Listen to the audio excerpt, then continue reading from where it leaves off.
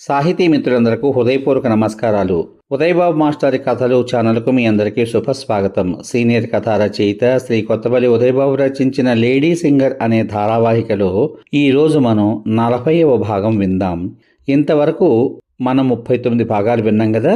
39వ భాగంలో ఏం జరిగిందో కొద్దిగా గుర్తు చేసుకుని 40వ భాగంలో ప్రవేశిద్దాం. సీనియర్ కథా రచయిత కొత్తపల్లి ఉదయబాబు రచించిన లేడీ సింగర్ ధారావాహిక వినడానికి మీరందరూ సిద్ధంగానే ఉన్నారు కదా. మరి 39వ భాగంలో ఏం జరిగిందంటే, శ్రీకృష్ణ రాజన్ల పర్యవేక్షణలో శ్రావణ్ శక్తి పుంజుకుని లేచి కూర్చుంటాడు. రాజన్కు ఉద్యోగం వచ్చేస్తే తమ అక్క కూతురుతోటే వివాహం జరుగుతుందని శ్రావణ్ శ్రీకృష్ణతో అంటాడు. అక్కడ నుండి వారి ముగ్గురి చర్చ, మేనరిక వివాహాలు, దానివల్ల కలిగేటువంటి దుష్ఫలితాలు, ప్రస్తుత సమాజంలో వివాహ వ్యవస్థలో ఎలాంటి పరిణామాలు జరుగుతున్నాయి అనే ఎన్నో అంశాల మీద సాగుతుంది. అనంతరం భోజనాలు చేయడానికి ఉపక్రమిస్తారు వారు ముగ్గురు. ఇప్పుడు 40వ భాగంలోకి మీ అందరికీ శుభస్వాగతం. ఆ సాయంత్రం మళ్ళీ ఫణిధర్ ఆఫీస్ కాగానే శ్రావణ్ని చూడడానికి వచ్చాడు. ఏరా, ఎలా ఉంది? ఏమన్నా బెటరేనా అని అడిగాడు శ్రావణ్ని. బెటరేమిట్రా, సూపర్ బెటరు. మళ్ళీ కింగ్లా తయారైపోయాను. తయారు చేసేశారు నా తమ్ముళ్ళిద్దరూ అన్నాడు శ్రావణ్. అయితే రేపు ఆఫీస్కి అర్ధోక్తిగా ఆగాడు ఫణిధర్. గెంతుతూ వచ్చేస్తాన్రా అన్నట్టు చెల్లైకి ఎలా ఉంది అడిగాడు శ్రావణ్. అన్నింటికీ పని మనిషి ఉందిరా, ఉన్నంతలో చిన్న చిన్న పనులు చేసుకుంటూ ఎక్కువగా విశ్రాంతిగానే ఉంటుంది. మళ్ళీ వారం రోజుల్లో చెకప్ ఉంది అన్నాడు ఫణిధర్. ఎల్లుండి రాత్రే తమ్ముళ్ళ ఇద్దరి ప్రయాణమును. రేపు సాయంత్రం ఆఫీస్ నుంచి వచ్చాక చలపతితో మేము ముగ్గురం మీ ఇంటికి వస్తాం అన్నాడు శ్రావణ్. అప్పుడే వాళ్ళు వచ్చి వారం అయిపోయిందా? ఎంత తొందరగా గడిచిపోయే రోజులు అన్నాడు ఫణిధర్. అవునరా, వాళ్ళకి దగ్గరుండి ఏ ప్రదేశాలు చూపించలేకపోయాను. 2 రోజులు బయటికి తిరిగారేమో, మిగతా 2 రోజులు నా సేవలే సరిపోయాయి వాళ్ళకి. ఇంకా ఏదో తాపత్రయపడుతూనే ఉన్నారు. నాకు మాత్రం ఒకటి బాగా అర్థమైంది. ఓపిక చేసుకుని మన అన్నం కాస్త మనం వండుకోగలిగితే మన ఆరోగ్యం మనం కాపాడుకోగలుగుతాం. డబ్బుతో లేనిపోని అనారోగ్యాలు కొని తెచ్చుకోకుండా ఆదా చేసుకోవచ్చు కూడా. ఒక్క మాటలో చెప్పాలంటే అడుసు తొక్కనేలా, కాలు కడగనేలా అనే పద్ధతి అన్నమాట.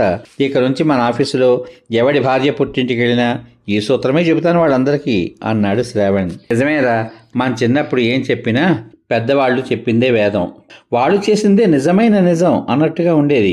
ఇప్పుడు ఆ రోజులు మారిపోయాయి. చెప్పడానికి కానీ నేర్చుకోవడానికి కానీ వయసుతో నిమిత్తం లేదు. ఈవేళ ఈ సాంకేతిక విప్లవం వచ్చాక అన్ని ఆవిష్కరణలు ఈ కంప్యూటర్ ద్వారా జరగడం, ఈనాటి పిల్లలకు అవి పుట్టిన ఏడాది నుంచే అందుబాటులో ఉండడంతో పిన్నల దగ్గర నుంచి పెద్దల వరకు కూడా నేర్చుకోవాల్సిన అంశాలే ఎక్కువగా ఉంటున్నాయి. మార్పు మంచిదే, ఆహ్వానించదగింది కూడా. అయితే అని అర్ధోక్తిగా ఆగాడు ఫణిధర్. అయితే ప్రశ్నార్థక మొహం పెట్టాడు శ్రావణ్. ఫణిధర్ నిట్టూర్చాడు. ఏముంది, ప్రతి విషయానికి చిన్నపిల్లల మీద ఆధారపడడంతో వాళ్ళు పెద్దవాళ్ళని మీకేం తెలియదు, మేం చేస్తాం ఆ పని ఉండండి అని గౌరవిస్తూనే వాళ్ళ పెద్దరికాన్ని తీసి పడేస్తున్నారు. అది ఎంతకు దారి తీస్తోందంటే చివరకు వాళ్ళ మంచి కోసం ఏం చెప్పినా సరే మీకేం తెలియదండి, మీ రోజులు వేరు మా రోజులు వేరు, మీరు మాకేం చెప్పక్కలేదు, మా మంచి చెడు మేము చూసుకోగలం అనే స్థాయికి వచ్చేశారు. పెద్దలంటే గౌరవం లేదు, టీచర్లంటే భయం లేదు. చివరికి మిడిమిడి జ్ఞానంతో తాము తీసుకున్న గోతిలో తామే పడుతున్నారు. తాత్కాలికంగా తమ స్వార్థం కోసం స్నేహితుల మీద ఎక్కువగా ఆధారపడుతున్నారు.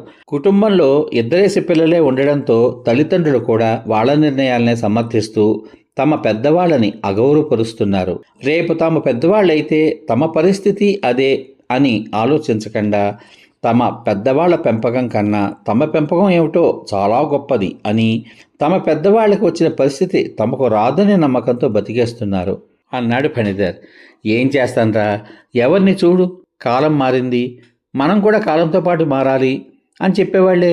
తల్లిదండ్రులేమో పిల్లల్ని పట్టించుకోరు, ఎవరి బిజీ వాళ్ళది.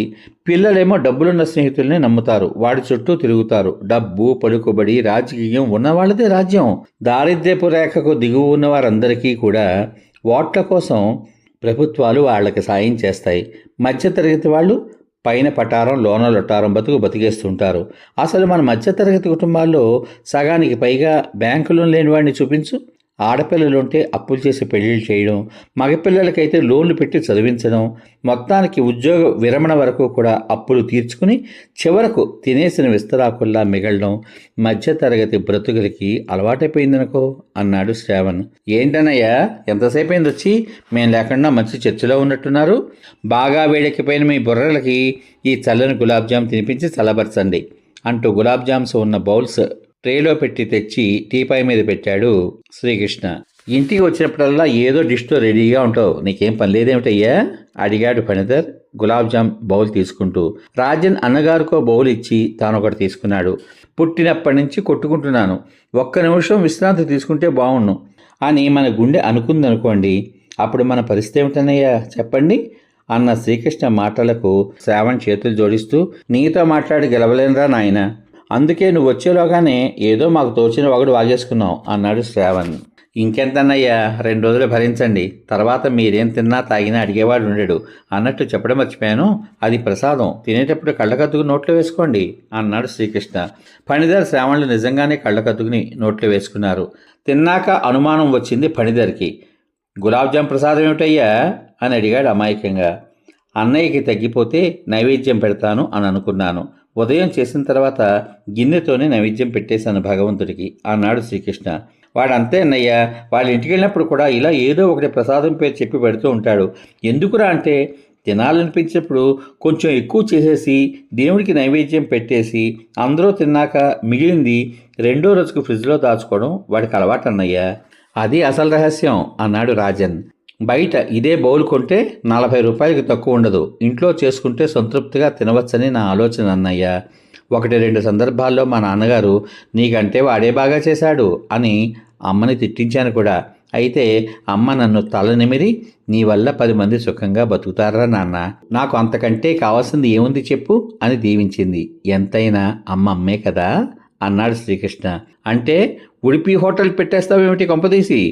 మేం కూడా పార్ట్నర్స్గా కలుస్తామయ్యా, ఎందుకంటే నీ హోటల్కి లాభమే తప్ప నష్టం ఉండదు అన్నాడు శ్రావణ్. మనం బ్రతికి 10 మందిని బ్రతికించే జీవితం ఎంత గొప్పదన్నయ్యా, అలాంటి అవకాశం వస్తే తప్పకుండా మీకు చెప్తాను అన్నాడు శ్రీకృష్ణ. నిజమే, మళ్ళీ మళ్ళీ తినాలి అని అనిపించే వంటనిది, మాకు మళ్ళీ ఇలాంటి డిషెస్ తినే భాగ్యం ఎప్పుడో అన్నాడు శ్రావణ్. రేపు ఉదయం పూరీ కూర, మేం వెళ్ళిపోయే రోజు ఎల్లుండి పులిహోర చక్కెర పొంగలి చెప్పాడు శ్రీకృష్ణ. అప్పుడే ప్లానింగ్ కూడా అయిపోయిందా? సరే నేను వెళ్ళొస్తాను కృష్ణ, పాపం మీ అక్క ఎదురు చూస్తూ ఉంటుంది అని లేచాడు ఫణిధర్. ఒక్క నిమిషం అని చకచకా కిచెన్లోకి వెళ్ళి ఒక చిన్న హాట్ బాక్స్తో వచ్చాడు శ్రీకృష్ణ. ఈ బాక్సు అక్కకి ఇవ్వండి అన్నాడు ఫణిధర్ చేతిలో పెడుతూ. అదేమిటయ్యా, నేను తిన్నాను కదా, నీ స్వీట్ బాగుందని నేను చెబుతానులే అన్నాడు ఫణిధర్ తేలికగా తీసి పడేస్తూ. అదేం కాదన్నయ్యా, ఎలా చెప్పాలో నాకు తెలియడం లేదు, మా అక్కకి ఇలాగే నెల తప్పినప్పుడు నీకేం కావాలో చెప్పమ్మా, అన్ని రకాలు చేయించుకుని తినాలనిపించేది ఇప్పుడే చేసి పెడతాను అని చేసి పంపించేది అమ్మ. బయటివి తినడం కన్నా ఇంట్లో చేసినవి మంచిది కదా అని ఇచ్చాను, మీకు ఇష్టం లేకపోతే వద్దండి అన్నాడు కృష్ణ బాధగా. ఫణిధర్ ఒక్కసారిగా అవాక్కయ్యాడు. చేతిలో బాక్స్ టీపాయ్ మీద పెట్టి శ్రీకృష్ణ గెడ్డం పట్టుకుని అనునయంగా అన్నాడు.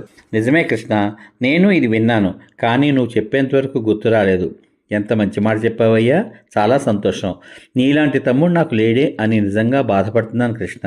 పరోక్షంగా చెప్పిన మంచి సలహా చెప్పినందుకు నీకు చాలా కృతజ్ఞతలు అని ఒకసారి శ్రీకృష్ణని కౌగిలించుకుని, వెళ్ళొస్తానురా శ్రీ, రేపు ఆఫీస్లో కలుసుకుందాం కృష్ణ, రేపు మీ రాక్ కోసం ఎదురు చూస్తూ ఉంటాం, బాయ్ అని బాక్స్తో వెళ్ళిపోయాడు ఫణిధర్.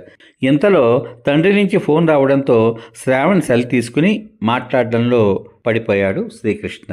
మరునాటి ఉదయం శ్రావణ్ హుషారుగా లేచి ఆఫీస్కి తయారవడం చూసి స్నేహితులిద్దరూ చాలా ఆనందించారు. అతని ఆరోగ్యం బాగైనందుకు శ్రీకృష్ణ మనసులో దేవునికి కృతజ్ఞతలు చెప్పుకున్నాడు. మరునాటి ఉదయం 8:30కి చలపతి శ్రావణ్ని ఆఫీస్కి తీసుకెళ్ళడానికి వచ్చాడు. శ్రావణ్ ఆఫీస్కి బయలుదేరబోతుంటే శ్రీకృష్ణ అడిగాడు, అన్నయ్య మీరు ఆఫీస్కి వెళ్ళాక అంకుల్ని ఒకసారి మళ్ళీ ఇక్కడికి పంపగలరా? మీరే వెళ్ళిపోతున్నారు కదూ, చలపతి నీకు వీలైనప్పుడు వచ్చి పిల్లల్ని వాళ్ళు చూడవలసిన మిగతా ప్రదేశాలు ఏమన్నా ఉంటే చూపించేసాయి. ఆఫీస్ పనిలో పడి మళ్ళీ నేను మర్చిపోతానేమో, నాకు గుర్తు చెయ్యి, అర్థమైందా? అని చలపతికి ఆర్డర్ వేసి జీప్ ఎక్కేశాడు శ్రావణ్. మధ్యాహ్నం భోజనానికి ఇంటికి వచ్చినప్పుడు వస్తాను బాబు, రెడీగా ఉండండి అనేసి చలపతి వెళ్ళిపోయాడు. మధ్యాహ్నం 2 గంటలకు చలపతి వచ్చాడు. శ్రీకృష్ణ, రాజన్లు రెడీ అయి బయలుదేరారు. జీప్ ఎక్కాక అడిగాడు, అంకుల్ మీకు తెలిసిన మంచి బట్టల షాప్ ఉందా? ఉంది బాబు, ఏ అన్నాడు చలపతి. నాకు కొంచెం పనుంది, తిరిగి వచ్చేటప్పుడు తీసుకువెళ్ళండి అన్నాడు శ్రీకృష్ణ. కొంపదీసి అన్నయ్యకి బట్టలు కొంటావా ఏంటి, రుణం తీర్చుకుంటున్నావా అంటాడు. ఆ తర్వాత నా ఇష్టం గుర్తు చేశాడు రాజన్. నవ్వేసి ఊరుకున్నాడు శ్రీకృష్ణ. ఎక్కడికి తీసుకెళ్ళమంటారు బాబు అని అడిగాడు చలపతి. ప్రాజెక్టుని అతి దగ్గరగా చూసే ప్రాంతానికి తీసుకువెళ్ళండి అంకుల్. లాకుల గేట్లోంచి ఉధృతంగా వస్తున్న కృష్ణమ్మ పరవళ్ళు దగ్గర నుంచి చూడాలనుంది అన్నాడు శ్రీకృష్ణ. అవును కృష్ణ, నాకు అలాంటి ప్రదేశాలు చాలా ఇష్టం అన్నాడు రాజన్. ఇప్పుడు ప్రాజెక్టులో నీళ్లు తక్కువగా ఉంటాయి బాబు, అయితే కింది పొలాల పంటలకు నీరు అందడం కోసం ఒక గేటు తెరిచి నీరు దిగువకు వదులుతూ ఉంటారు. రండి, అక్కడికి తీసుకెళ్తాను. నిజానికి వర్షాకాలంలో అన్ని గేట్లు తెరిచినప్పుడు ఆ ప్రాజెక్టు అందాలు వర్ణించలేనంత అందంగా ఉంటాయి బాబు. అప్పుడు పర్యాటకులు బాగా వస్తారు.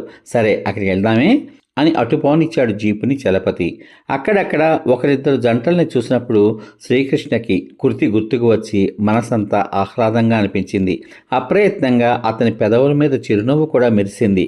అలాంటి సందర్భంలో అతని గులాబీ రంగు పెదాలు రక్తం నింపుకుని మరింత వన్నెతో ఎర్ర గులాబీ రేకుల్లా రక్తం చెమ్ముతూ ఉంటాయి. ఇవేవీ తెలియని రాజన్ ఒంటరిగా ఉన్న అమ్మాయిలకి లైనేసుకుంటున్నాడు. అది గమనించి శ్రీకృష్ణ హాయిగా నవ్వుకున్నాడు. దగ్గరలో ఉన్న విశాలమైన పార్కులో కూర్చుని రాజన్, చలపతి సమోసా తింటే శ్రీకృష్ణ కోన్ ఐస్ క్రీం తిన్నాడు. కంఠం పాడైపోదా చల్లని పదార్థాలు తింటే అడిగాడు రాజన్. అప్పుడప్పుడు ఇలాంటి చిన్న కోరిక కూడా తీర్చుకోకపోతే మనిషిగా నా బతికే వేస్టు నవ్వాడు శ్రీకృష్ణ. అందుకే బాబు, నియమాలు నిష్టలు పెట్టుకోకుండా జీవితం హాయిగా ఎంజాయ్ చేయాలి అన్నాడు రాజన్. అందుకేగా నిన్ను పుట్టించాడు దేవుడు, ఎంజాయ్ చెయ్యి అన్నాడు శ్రీకృష్ణ. సుమారు 2 గంటల పాటు అటు ఇటు తిరిగి, అంకుల్ మనం బట్టల షాప్కి వెళ్ళాలి అన్నాడు శ్రీకృష్ణ చలపతితో. చలపతి వాళ్ళిద్దరినీ పేరున్న మంచి బట్టల షాపుకి తీసుకువచ్చాడు. దాదాపు 1500 రూపాయల లేటెస్ట్ శారీ కొని బయలుదేరాడు శ్రీకృష్ణ. దారిలో పువ్వులు, పళ్ళు, పసుపు, కుంకుమ కూడా కొన్నాడు. అమ్మవారికా అని అడిగాడు రాజన్. కాదు కాదు, కాబోయే అమ్మగారికి, ఆమని అక్కకి అన్నాడు శ్రీకృష్ణ. ఎందుకలా తెలియనట్టు అడిగాడు రాజన్. అదేమిటి రాజు అలా అంటావు? వాళ్ళ ఇంటికి మనం మళ్ళీ ఎప్పుడు వెళ్తామో? పిల్లల దగ్గరికి, తల్లి కాబోతున్న వాళ్ళ దగ్గరికి, దేవుడి దగ్గరికి, వృద్ధుల దగ్గరికి వెళ్ళేటప్పుడు ఒట్టి చేతులతో వెళ్ళకూడదు అని మా అమ్మగారు చెప్పారు. మనం కూడా ఏమీ తీసుకువెళ్ళకుండా వెళ్తే బాగుంటుందా చెప్పు అన్నాడు శ్రీకృష్ణ. అర్థమైంది. సాంప్రదాయం సాంప్రదాయమే, స్నేహం స్నేహమే. నీ ఆలోచన బాగుంది అన్నాడు రాజన్. చలపతికి అంతలోనే శ్రావణ్ ఫోన్ చేసి తాను ఫణిధర్ ఆఫీస్ నుంచి వాళ్ళింటికి వెళ్ళిపోతున్నామని, పిల్లలిద్దరినీ డైరెక్ట్గా అక్కడికే తీసుకురమ్మని చెప్పడంతో చలపతి జీపుని అటు పోనిచ్చాడు. అప్పటికే ఆమన్, ఫణిధర్, శ్రావణ్లు వారి కోసం ఎదురు చూస్తున్నారు. సమాప్తం. ఇంతవరకు మీరు సీనియర్ కథా రచయిత కొత్తపల్లి ఉదయబాబు రచించిన ధారావాహిక లేడీ సింగర్ 40వ భాగం విన్నారు. ఈ భాగం మీద మీ అమూల్యమైన అభిప్రాయాన్ని వీడియో కింద పొందుపరచమని కోరుకుంటూ మళ్ళీ రేపటి భాగంలో సీనియర్ కథా రచయిత శ్రీ కొత్తపల్లి ఉదయబాబు రచించిన లేడీ సింగర్ ధారావాహిక 41వ భాగం విందాం. అంతవరకు సర్వే జనా సుఖినో భవంతు. శుభమస్తు. స్వస్తి.